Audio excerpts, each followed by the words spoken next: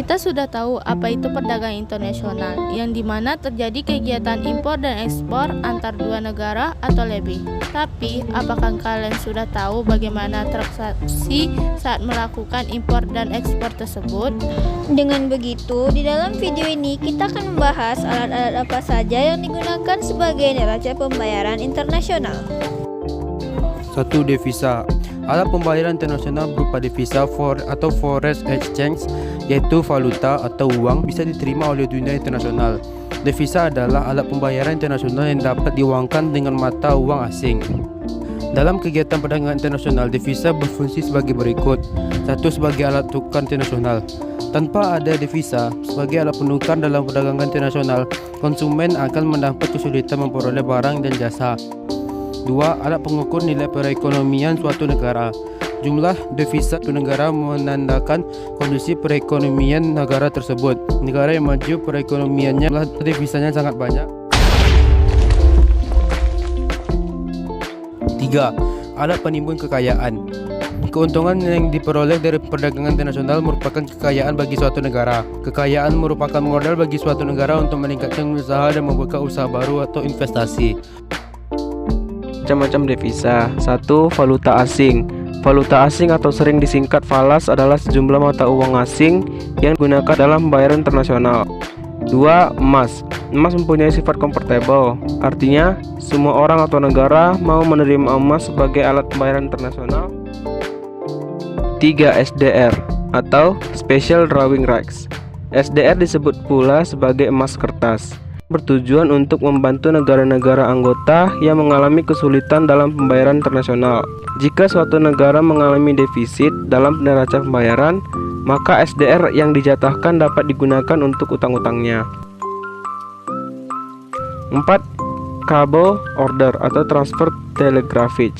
Cable order merupakan cek yang dikirimkan melalui telegram atau radiogram. Cara ini dilaksanakan oleh sebuah bank di dalam negeri kepada relasinya di luar negeri melalui transfer rekening deposito.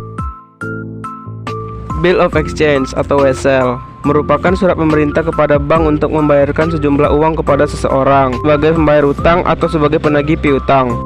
6. Travel check atau TC adalah cek untuk berpergian atau jalan-jalan. TC yang dibawakan oleh turis dapat dicairkan pada bank-bank perwakilan dari bank yang mengeluarkan TC. Sumber devisa dan tujuannya. 1. Sumber devisa yaitu A. Ekspor.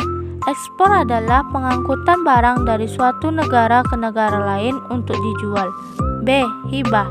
Hibah adalah pemberian dana dari berbagai negara untuk membiayai berbagai kegiatan pembangunan di Indonesia. C. Tenaga kerja Indonesia di luar negeri. Indonesia dapat mengirim tenaga kerja ke luar negeri.